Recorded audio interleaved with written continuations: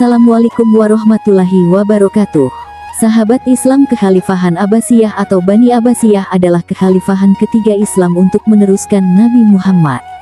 Kekhalifahan ini didirikan oleh dinasti keturunan dari paman Nabi Muhammad, Abbas bin Abdul Muthalib 566-652. Dinasti Abbasiyah memerintah sebagai khalifah di Baghdad, Irak, setelah menggulingkan kekhalifahan Umayyah dalam revolusi Abbasiyah pada 750 Masehi.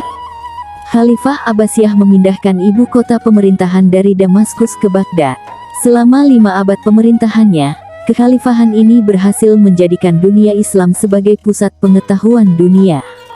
Revolusi Abbasiyah. Kekhalifahan Abbasiyah berusaha menggulingkan kekhalifahan Umayyah karena mengklaim sebagai penerus sejati Nabi Muhammad, berdasarkan garis keturunan mereka yang lebih dekat.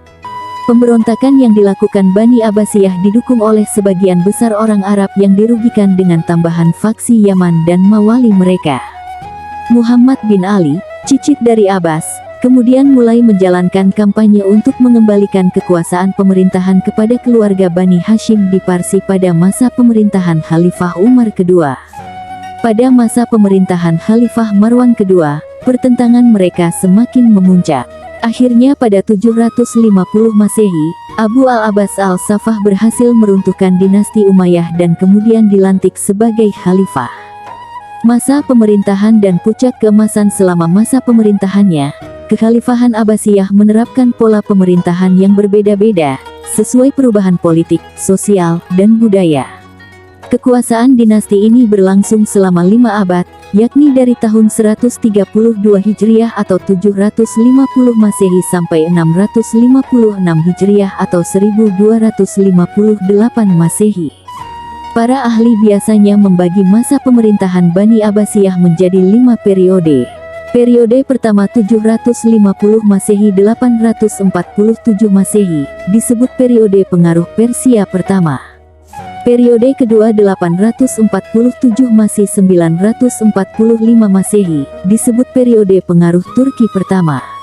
Periode ketiga 945 Masehi 1055 Masehi, masa kekuasaan dinasti Bani Buwaih dalam pemerintahan Khilafah Abbasiyah, disebut juga masa pengaruh Persia kedua. Periode keempat 1055 Masehi 1194 Masehi, masa kekuasaan Daulah Bani Seljuk dalam pemerintahan Khilafah Abbasiyah, disebut juga dengan masa pengaruh Turki kedua. Periode kelima 1194 Masehi 1258 Masehi, masa khalifah bebas dari pengaruh dinasti lain, tetapi kekuasaannya hanya efektif di sekitar Baghdad dan diakhiri oleh invasi dari bangsa Mongol. Sementara pemimpin yang berhasil membawa kekhalifahan Abbasiyah pada masa keemasannya adalah sebagai Al-Mahdi, Al-Hadi, Harun ar-Rasyid, Al-Mamun, Al-Mutashim, Al-Watsik, Al-Mutawakil. Pada masa kepemimpinan Al-Mahdi, perekonomian mulai meningkat. Utamanya peningkatan di sektor pertanian melalui irigasi dan peningkatan hasil pertambangan seperti perak, emas, tembaga dan besi. Selain itu, para pedagang yang transit dari timur dan barat juga banyak membawa kekayaan. Pada masa Khalifah Harun ar-Rasyid dan putranya, Al-Mamun, kekayaan negara banyak dimanfaatkan untuk keperluan sosial, seperti mendirikan rumah sakit, lembaga pendidikan dokter, dan farmasi. Selama pemerintahannya, Bani Abbasiyah berhasil mengkonsolidasikan kembali kepemimpinan gaya Islam dan menyuburkan ilmu pengetahuan. Faktor yang paling utama penyebab tumbuhnya peradaban ilmu pengetahuan pada masa dinasti Abbasiyah adalah didirikannya tempat-tempat pendidikan, seperti akademi dan perpustakaan. Pada masa itu, perpustakaan berperan layaknya universitas pada zaman sekarang.